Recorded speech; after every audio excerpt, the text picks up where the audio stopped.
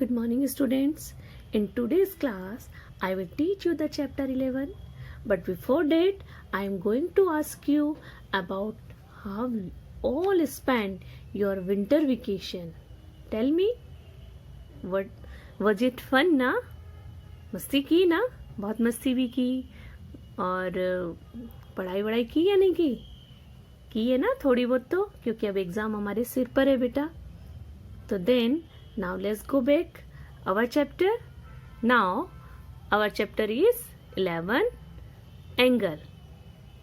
Angle को समझाने के लिए देखिए, आपने ऐसे बुक होती है आपके पास, और इस बुक को जब आप फोल्ड करते हैं तो ये इस तरह से प्लेन होता है, पर जब आप इसे ओपन करते हैं तो एक कॉर्नर और दो एजेस आपके सामने होती हैं, यानी कि वी शेप. देखिए, ये एक वी शेप आपके सामने है.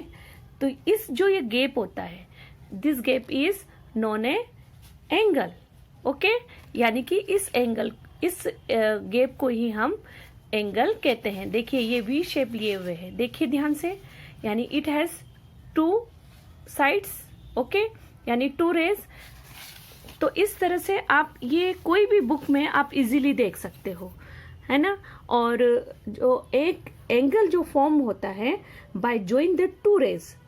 ओके, यानी कि देखिए इस तरह से आपने शेप देखा, जो गैप था वो इस तरह का था, एक रेज इधर से थी, एक रेज इधर से थी, और यहाँ पर जो कॉर्नर था इसी को ही हम एंगल कहते हैं. यानी कि this figure formed by the joint two rays at their entitled point, this called angle. Okay, तो फर्स्ट रेज, हम पहले डेफिनेशन स्टार्ट करते हैं एक्सरसाइज 11.1 में कि रेज क्या होती है. Rays is a part of a line.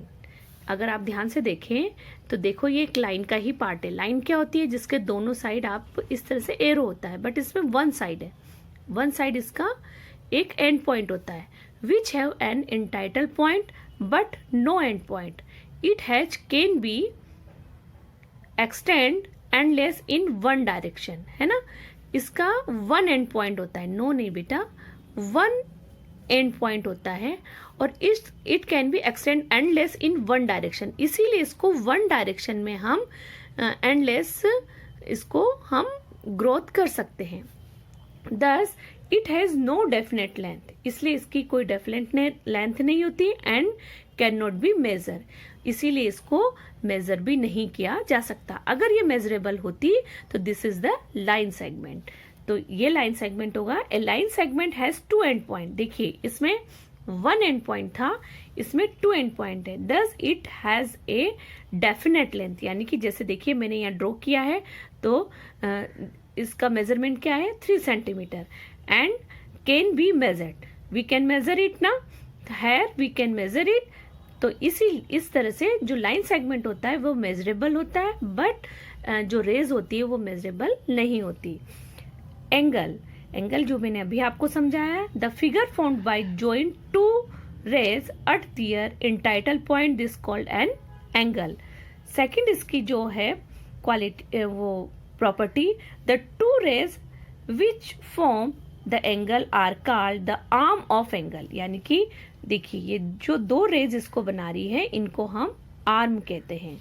The point where the two rays meet is called the vertex of a angle. देखिए, जहां ये दोनों रेज मिलती है इसको हम क्या कहते हैं? वर्टेक्स कहते हैं.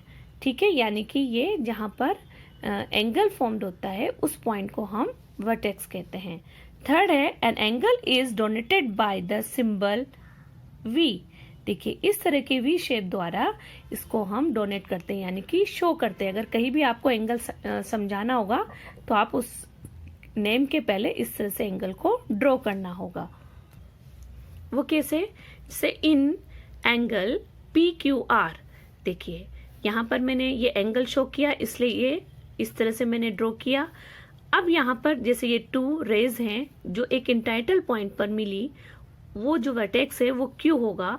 तो अब ध्यान रखना जहां एंगल होता है वो हमेशा सेंटर पॉइंट पर ही लिखा जाता है। तो हम इसको ऐसे नहीं पढ़ेंगे क्यू पी आर, नहीं, पी क्यू आर या आर क्यू पी, इस तरह से आप इसे पढ़ेंगे। इसके टू आर्म्स का नेम क्या देंगे, Q P and Q R the arm and Q is the vertex. Interior and exterior of an angle, it means जैसा कि आपको नाम से समझ आ रहा है, इंटीरियर यानी अंदर, एक्सटीरियर यानी बाहर। जो पॉइंट एंगल के अंदर होते हैं उनको इंटीरियर, जो पॉइंट एंगल के बाहर होते हैं उनको एक्सटीरियर कहते हैं। तो point A B lie in the interior of angle X Y Z. जैसा कि आप देख रहे हैं ये एंगल है और ए बी दो पॉइंट है जो कि इंटीरियर पॉइंट है। Point C lie in the exterior of angle X Y Z. देखिए ये बाहर की ओर है इसलिए इसको हम एक्सटीरियर कहेंगे। तो अब आपको समझ आ गया होगा, ये सारी डेफिनेशन आपको अच्छे से याद करनी है। यह आपको एक्सरसाइज 11.1 को सॉल्व करने में बेटा बहुत हेल्प करेंगी। जय हिंद।